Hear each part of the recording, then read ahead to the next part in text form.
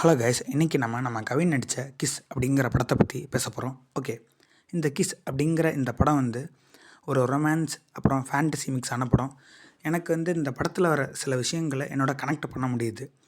So என்னென்னா, யாராவது ஒரு பையனும் ஒரு பொண்ணும் கிஸ் அடிக்கிறத நம்ம ஹீரோ பார்த்தாருன்னா, அவர் அவங்க வாழ்க்கையில் அடுத்து என்னென்ன ஆகும் அப்படிங்கிறத கிஸ் பண்ணிடுவாராம். ஸோ இது உண்மையிலே நல்லா இருக்குல்ல. I love this concept. So அதுக்கப்புறமா இன்னும் நிறையா கதைகள் இதில் திணிச்சிருக்காங்க. அதாவது ராஜா ராணி இவங்க 2 பேரோட கதை. அதுக்கப்புறமா அந்த கதை வந்து எப்படி இந்த படத்தில் சேருது அப்படின்னா ஒரு புக்கு மூலியமாக. ஸோ இதில் நம்ம பிரபு வந்து ஒரு புக்கை வச்சு ரிசர்ச் பண்ணுற ஆள். அந்த மாதிரி நம்ம பிரபுவை காமிச்சிருக்காங்க. நம்ம பிரபுக்கு இதுவரை எவ்வளவோ கேரக்டர் வந்து கிடச்சிருக்கு. பட் அதெல்லாம் அவருக்கு ஒரு நல்ல பேரை தரும் அப்படின்னு எனக்கு தெரில. பட் இந்த கேரக்டர் அவருக்கு உண்மையிலே ஒரு நல்ல பேரை தரும் அப்படின்னு நான் நம்புகிறேன். ஓகே, பாய்.